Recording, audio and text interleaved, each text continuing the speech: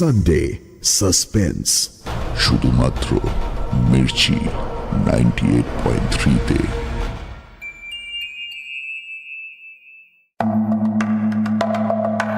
Sunday সাসপেন্সে গল্প পাঠের ব্যাপারে আমরা লেখক পরিবার, প্রকাশকদের সম্পূর্ণ সহযোগিতা পেয়েছি।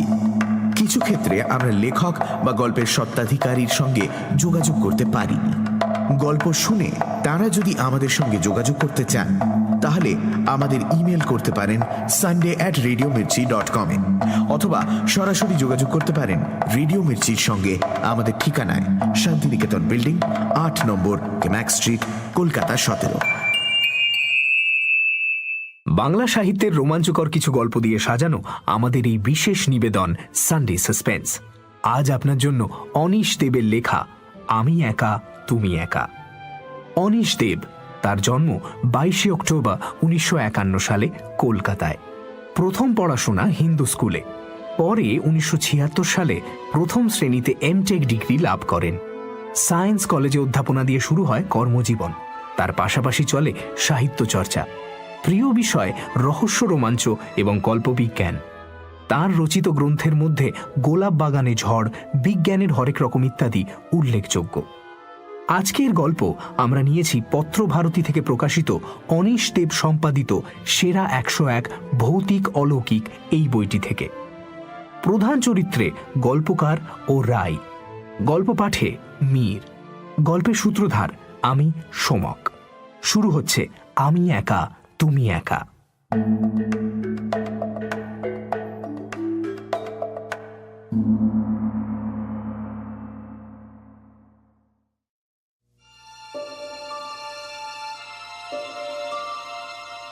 বসন্তের বাতাস যেমন খেয়াল খুশি মতো যখন তখন জানলা দরজা দিয়ে ঘরে ঢুকে পড়ে অথবা বেরিয়ে যায়, রাইয়ের যাওয়া আসা অনেকটা যেন সেই রকম। আমার সঙ্গে প্রথম আলাপের একদিন পর থেকেই রাইয়ের চালচলন এরকম সহজ সরল আর সাবলীল হয়ে গেছে যেন আমার কত বছরের চেনা। মাত্র 3 দিন হলো কমলপুরের এই বাড়িটায় এসে উঠেছি। ঠিক করেছি নিরিবিলিতে 5-7টা দিন কাটাবো। কিন্তু রায় চোখের সামনে হাজির হওয়া মাত্রই বুঝতে পেরেছি নিরিবিলি ব্যাপারটা হিলিবিলি হয়ে গেছে। অবশ্য তাতে আমি কিছু মনে করিনি, কারণ রায়কে দেখতে এত সুন্দর আর এত কথা বলে মেয়েটা। এই ধ্যাড় কমলপুরে আপনি কি করতে এসেছেন? আমার লেখার টেবিলে ঠেস দিয়ে দাঁড়িয়েছিল ও।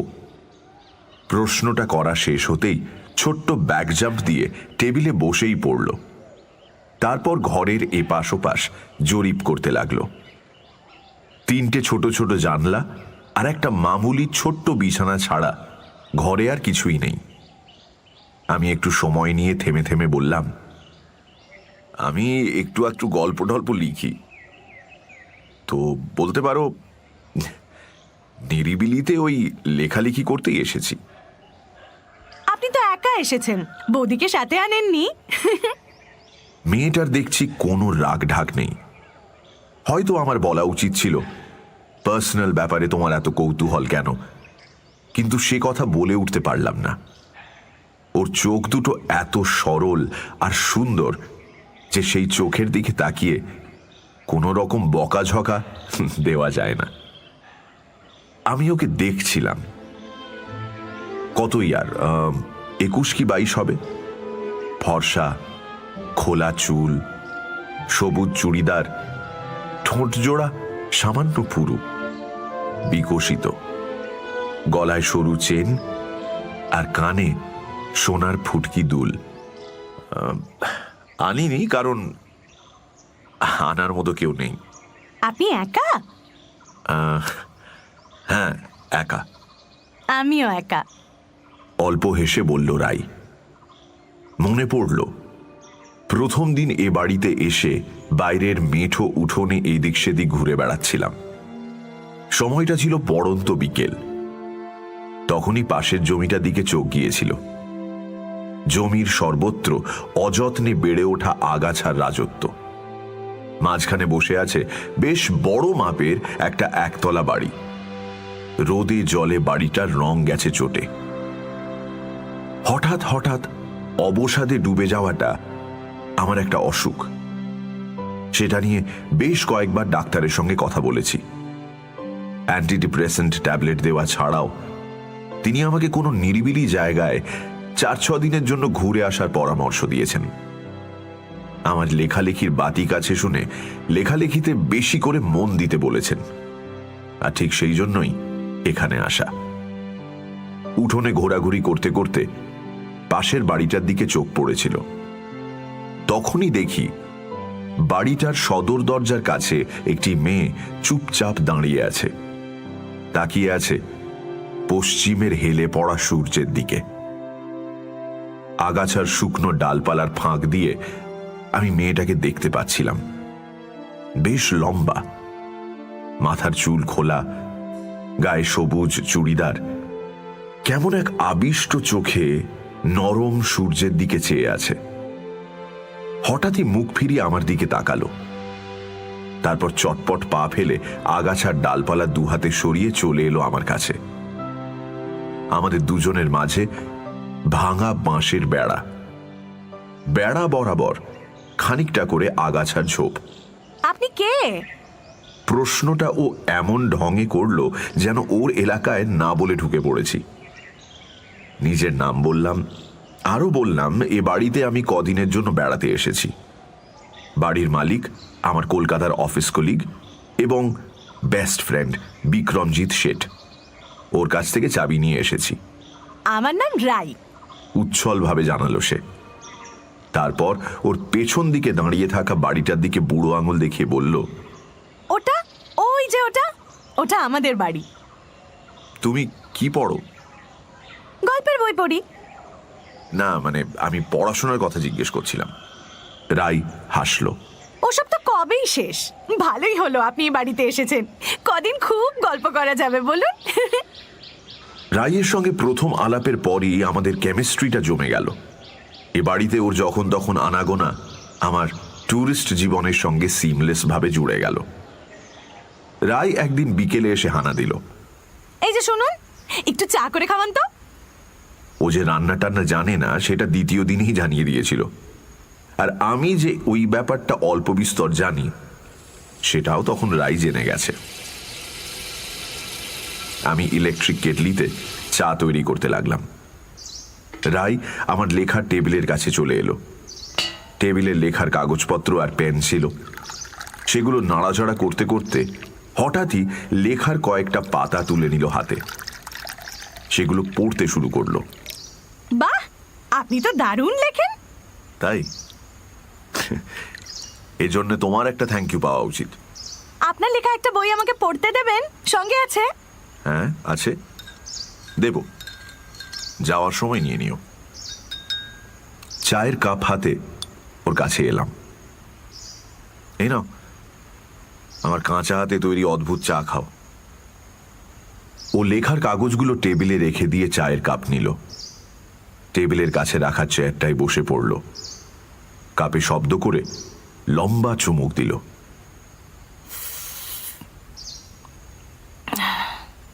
আহ, দারুণ। আমি বিছানার এক কোণে বসে কাপে ঠোঁট ছোঁয়ালাম। তুমি যে এরকম হুটহাট করে আমার ঘরে চলে আসো, তোমাকে কেউ বারণ করে না? কে করবে? সুন্দর ভঙ্গিতে ঘাড় বাঁকিয়ে আমার দিকে তাকালো রাই। আমি আমার গার্জেন। কেন? তোমার মা বাবা তোমার সঙ্গে থাকে না? থাকে, তবে আমার লাইফে ইন্টারফেয়ার করতে পারে না। আমরা তিনজনেই ইনফ্যাক্ট স্বাধীন, যে যার মতো থাকি। তো তোমার কোনো বয়ফ্রেন্ড নেই? আগে ছিল, এখন আর নেই। বলে রাই জানলা দিয়ে বাইরে তাকিয়ে রইল। স্টোরিটা আমি শুনলে আপত্তি আছে? হয়তো লেখার কোনো আইডিয়া পেয়ে যাব। না, আপত্তি আর কিসের? সেসব তো কবেই দি এন্ড হয়ে গেছে। রাই তারপর ওর গল্পটা শোনালো। ওর নাম ছিল জিকান। বাইক পাগল ছেলে। দিন রাত বাইক চালাতো। কলেজের ফার্স্ট ইয়ারে ওর টানে ভেসে গেলাম। ও তখন থার্ড ইয়ার। পরপর কয়েকটা চুমুক দিয়ে চা শেষ করে ফেলল রাই। দাঁড়াও এক সেকেন্ড। জানলার বাইরে তাকিয়ে গাছের পাতা আর ফুল দেখলো কিছুক্ষণ, তারপর বলল, হ্যাঁ হ্যাঁ, কি বলছিলাম? হ্যাঁ, জিকান। ওর ভীষণ উল্টোপাল্টা খরচের হাত ছিল জানো। 2 হাতে টাকা ওড়াতো। আমি সব সময় বারণ করতাম, কিন্তু ও সেসব কথা পাত্তাই দিত না। বাইক নিয়ে সারাক্ষণ মেতে থাকতো। ওর মতো আরো 3-4 জন বাইকার মিলে ওরা একটা গ্রুপ তৈরি করেছিল। শুনেছিলাম রাতে নাকি ওরা বাইক নিয়ে রেসের কম্পিটিশন করত। এ নিয়ে ওকে জিজ্ঞেসও করেছিলাম, কিন্তু ও ব্যাপারটা হেসে উড়িয়ে দিয়েছিল। ওর টাকা ওড়ানোর বহর দেখে আমার একটু অবাক লাগতো।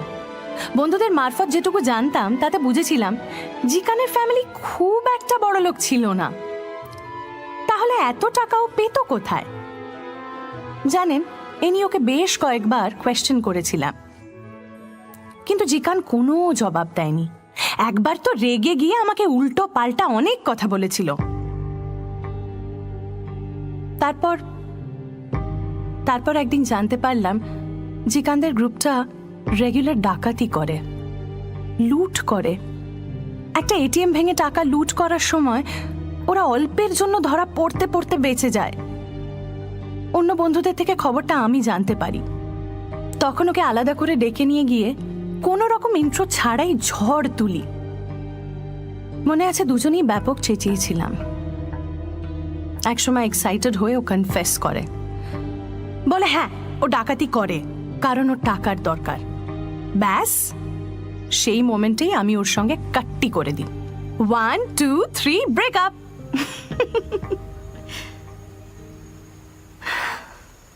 একটা লম্বা শ্বাস ফেলল রাই।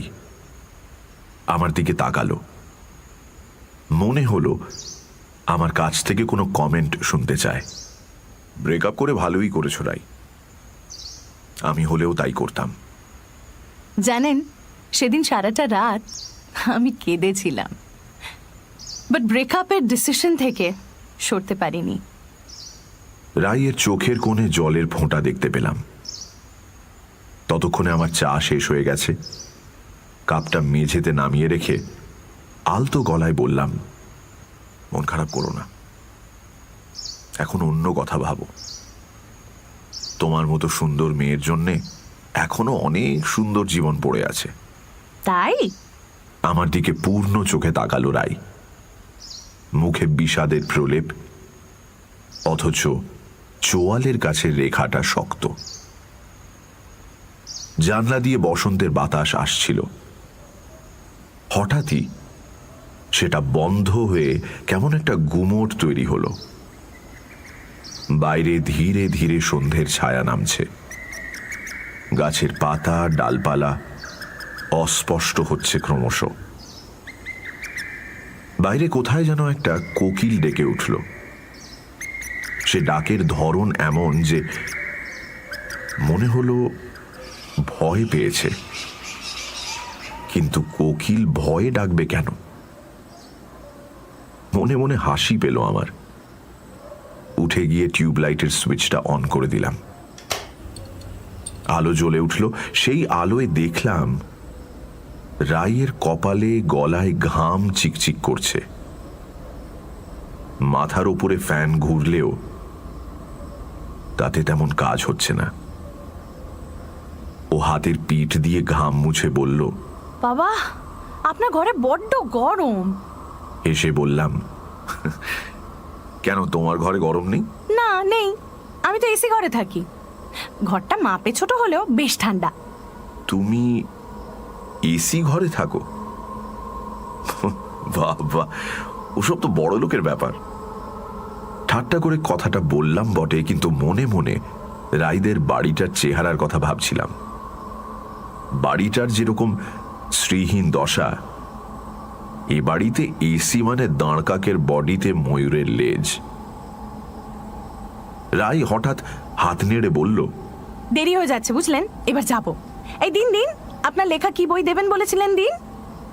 বিছানার একপাশে কয়েকটা বই রাখা ছিল, তার মধ্যে থেকে একটা তুলে নিয়ে বললাম, এটা আমার সবচেয়ে পছন্দের বই। দাঁড়াও, তোমার নামটা লিখে দিই। টেবিলের কাছে এসে পেনটা তুলে নিলাম। এই উপন্যাসটা ডিপ্রেশনে কাবু একজন নিঃসঙ্গ মানুষের কাহিনী। মনে হয় তোমার ভালো লাগবে। নাও। ওর নাম লেখা হয়ে গেলে বইটা ওর হাতে দিলাম। রাই লেখাটা দেখল, তারপর চলে এলো বইয়ের মলাটে। বইয়ের নামটা ধীরে ধীরে উচ্চারণ করলো। আমি একা, তুমি একা। তারপর বলল, নামটা কিন্তু ফ্যান্টাস্টিক দিয়েছেন। আমি হাসলাম। রাই চলে যেতে গিয়েও থমকে দাঁড়ালো, ঘাড় ঘুরিয়ে বলল, জিকানের কথা আর জানতে চাইলেন না তো? না, মানে ভাবলাম জিজ্ঞেস করলে তোমার হয়তো কষ্ট হবে। কষ্ট? কিসের কষ্ট? এখন আর আমার কোনো কষ্ট নেই। তো ব্রেকআপের পর জিকান কি করলো? কি আর করবে, দিন নেই রাত নেই আমাকে ফোন করে করে বিরক্ত করতে লাগলো, কান্নাকাটি করতে লাগলো, মেরে ফেলার হুমকি দিতে লাগলো, ভয় দেখাতে লাগলো যে রেল লাইনে মাথা দেবে। একেবারে পাগল হয়ে গেল, বুঝলেন? কখনো বলছিল আমার বুকে ছুরি বসিয়ে দেবে, আবার কখনো বলছিল আমাকে গলা টিপে খুন করে দেবে, কখনো বা বলছিল রিভলভারের গুলিতে ঝাঁঝরা করে দেবে। জিকান আর তার দলবলের রেগুলার থ্রেটে আমার বাবা এক রাত্রিরে হার্ট ফেল করে মারা গেলেন। আমি মাকে সঙ্গে নিয়ে পালিয়ে চলে এলাম এই কমলপুরে, আমার ছোট কাকার এই পরিত্যক্ত বাড়িটায়। কিন্তু আমাদের কপালে শুধু দুর্ভাগ্যই লেখা ছিল। একদিন সন্ধ্যাবেলা মাকে সাপে কাটলো, আর আমি অপেক্ষা করছিলাম, কিন্তু রাই আর কোনো কথা বলল না। তাড়াহুড়ো করে চলে যাওয়ার আগে শুধু বলে গেল, কাল সকালে আবার জ্বালাতে আসবো কিন্তু। রাত 9টা নাগাদ রান্নার পাট শেষ করলাম। ভাত, আলু সেদ্ধ, ডিম সেদ্ধ, আর তার সঙ্গে নুন এবং কাঁচা লঙ্কা। তক্ষুনি খেতে ইচ্ছে করছিল না, আরও একটু লেখালেখি করে তারপর খাওয়ার কথা ভাবা যাবে। এমন সময় মোবাইলটা বেজে উঠল। ফোনটা বিছানায় ছিল। তড়িঘড়ি উঠে গিয়ে ফোন ধরলাম। বিক্রমজিৎ ফোন করেছে। কি বস, নিরিবিলি কেমন দিন কাটাচ্ছ? লেখা টেখা এগোচ্ছে? হ্যাঁ, ভালোই কাটছে, লেখাও ঠিকঠাক আসছে। তবে শোন না, একটা ব্যাপার হয়েছে। কি ব্যাপার? জানতে চাইল বিক্রম। ওর গলায় গার্জেনি সুর। তুই তো বলিসনি পাশের বাড়িতে একটা বিউটিফুল মেয়ে থাকে? তার মানে? বিক্রম রীতিমতো অবাক হয়ে গেল। ওকে রাইয়ের কথা বললাম, আরো বললাম রাইদের বাড়িটা বাইরে থেকে হতশ্রী হলেও ওর বাড়িতে নাকি এসি আছে, মেয়েটা এসি রুমে থাকে। তুই কি ওখানে গিয়ে গাঁজা টাঁজা টানছিস নাকি? হ্যাঁ, আরে ও বাড়িটায় কেউ থাকে না, বহু বছর ধরে প্রপার্টি ওরকমই পড়ে আছে। কলকাতার কোন বড় লোক নাকি মালিক, তার শালা রিমোট কন্ট্রোলে ট্যাক্স ফ্যাক্স আর ইলেকট্রিকের বিল টিল মেটায়। পয়সাওয়ালা বড় লোকের খেয়াল। 2-4 সেকেন্ড চুপ করে থেকে বিক্রমজিৎ বলল, তুই হারামজাদা এর মধ্যে মেয়ে খুঁজে পেলি কি করে? এ তো চোখের ভুল, মনের ভুল, না হয় ব্রেনের ভুল। যাকে সাবধানে থাকিস। আর তো 2 দিন, এখন যা মাথায় ঘাড়ে জল টল দে। তবে ভয়ের কিছু নেই, 35 বছর বয়স পর্যন্ত বিয়ে ঠিয়ে না করলে এই টাইপের হ্যালুসিনেশন প্রবলেম হতে পারে। ঠিক আছে, ছাড়লাম ভাই। হেসে ফোন ছেড়ে দিল ও। আমি বিছানায় ধপ করে বসে পড়লাম। রাই একটা হ্যালুসিনেশন, আপনি তো একা এসেছেন, মনের ভুল, সাথে আনেননি? চোখের ভুল, নয়তো আপনি একা? ব্রেনের ভুল। আমিও একা। আমার মাথা ঝিমঝিম করতে লাগলো, চিন্তাগুলো এলোমেলো হয়ে যাচ্ছিল। রাইয়ের মুখটা বারবার দেখতে পাচ্ছিলাম, ওর নানান কথা কানে বাজছিল। আপনি একা? আমিও একা। ধীরে ধীরে মনের মধ্যে একটা জেদ তৈরি হলো, বিক্রমজিৎকে ভুল প্রমাণ করার জেদ। রাই কখনো হ্যালুসিনেশন হতে পারে না, না না পারে না। হাত বাড়িয়ে বালিশের নিচ থেকে আমার টর্চটা বের করে নিলাম। LED torch. আমার বালিশের নিচেই ওর বরাবরের জায়গা। টর্চটা ছোট হলেও তার আলোর তেজ কম নয়। ওই টর্চ হাতে বাড়ির বাইরে বেরোলাম। ওই তো অন্ধকারে দাঁড়িয়ে রয়েছে রাইদের আরো অন্ধকার বাড়িটা। আকাশে সরু চাঁদ, অল্প অল্প মেঘ ছড়িয়ে আছে এপাশে ওপাশে। গাছের পাতার শব্দ হচ্ছে, এলোমেলো রেখায় ভেসে বেড়াচ্ছে জোনাকির আলো। একটা পাখির ডাক শোনা গেল দুবার। আমি টর্চ জেলে রাইদের বাড়ির দিকে এগোলাম। ছড়িয়ে থাকা গাছের ডালপালা আর ভাঙা বেড়া ডিঙিয়ে হাঁটতে লাগলাম।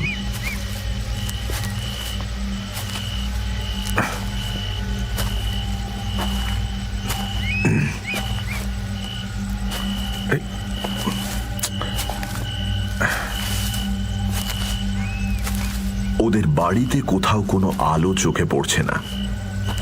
বোধহয় বাইরের দিকের সব জানলা বন্ধ। এর আগেও বেশ কয়েকবার সন্ধে কিংবা রাতে আমার ঘরের জানলা দিয়ে রাইদের বাড়ির দিকে তাকিয়ে দেখেছি, সব অন্ধকার, কোনো আলো নেই। ওরা কি সবসময় জানলা টানলাগুলো বন্ধ করেই রাখে? এই ভাবতে ভাবতে এগোচ্ছি। রাইদের বাড়ির দরজার কাছে পৌঁছে গেলাম। টর্চের আলো ফেললাম। ধুলো মাখা ফাটল ধরা দরজার পাল্লা, দুপাল্লায় দুটো বড় বড় লোহার কড়া, সেখানে প্রকাণ্ড এক রাশভারী তালা, আর সে তালায় জং ধরে গেছে, তার উপর ধুলো।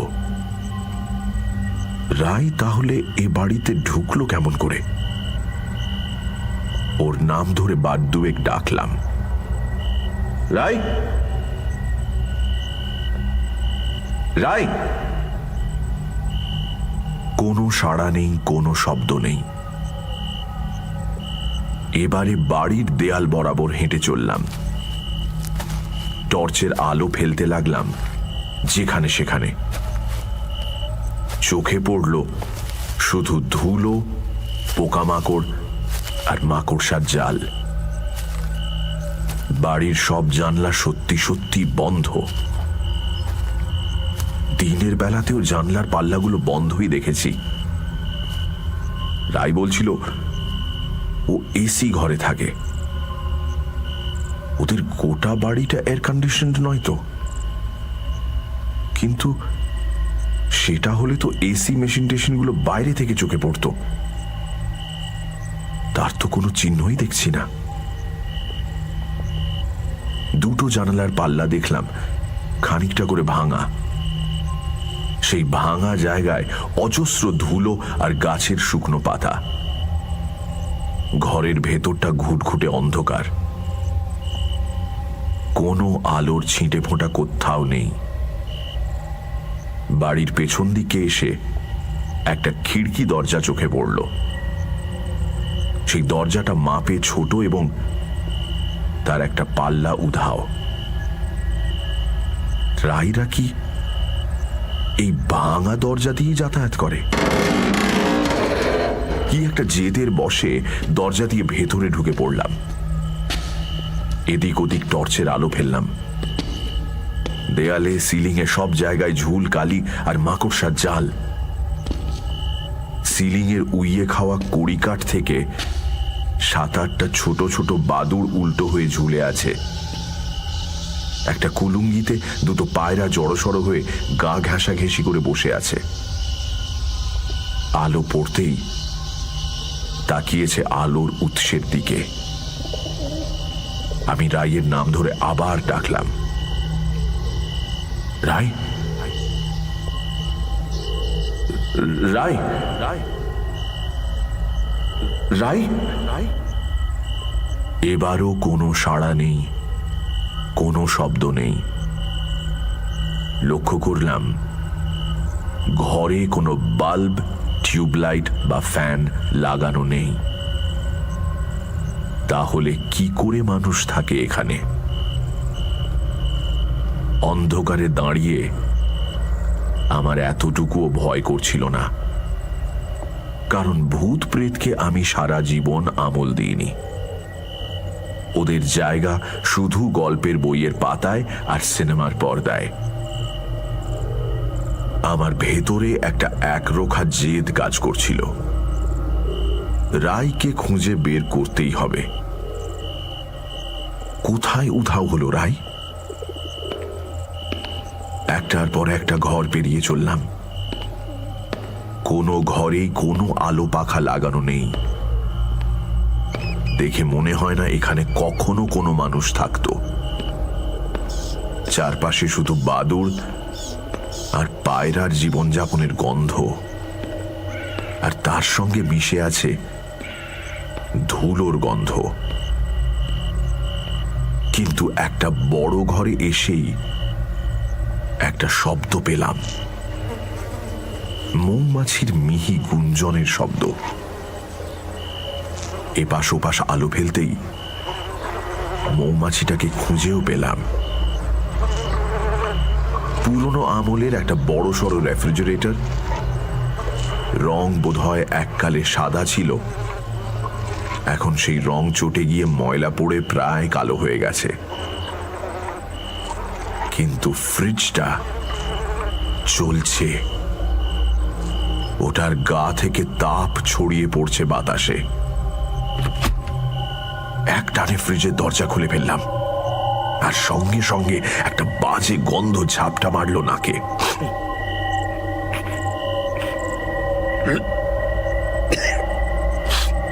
ফ্রিজের ভেতরটা হিম ঠান্ডা, সেখানে একটাও তাক নেই। তার বদলে হাঁটু মুড়ে বসে আছে রায়। গলায় সরু চেন, কানে ফুটকি দুল, আর পরনে সেই সবুজ চুড়িদার। এটাই তাহলে ওর এসি রুম।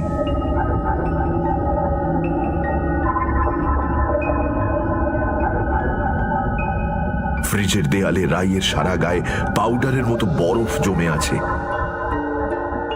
রাইয়ের শরীরটা শুকিয়ে শীর্ণ হয়ে গেছে, গায়ের রং কালচে, কোথাও কোথাও ছাল চামড়া উঠে গেছে। মাথাটা পেছন দিকে হেলিয়ে ফ্রিজের দেয়ালে ঠেকিয়ে রেখেছে ও। দু চোখে মরা মাছের দৃষ্টি,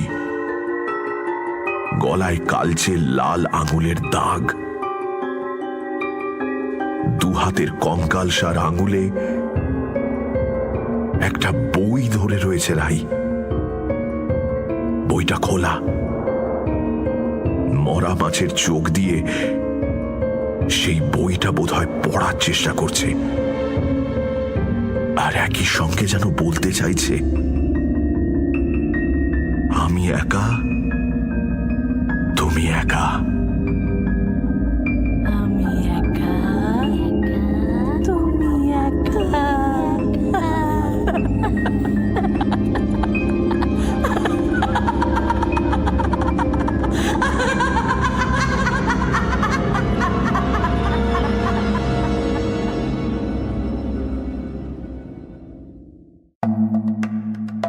শুনছিলেন আমি একা তুমি একা, রচনা অনিশ দেব, গল্প পাঠে এবং গল্পকারের ভূমিকায় মীর, রায়ের চরিত্রে অয়ন্তিকা, বিক্রমজিতের ভূমিকায় দীপ, গল্পের সূত্রধার আমি সোমক।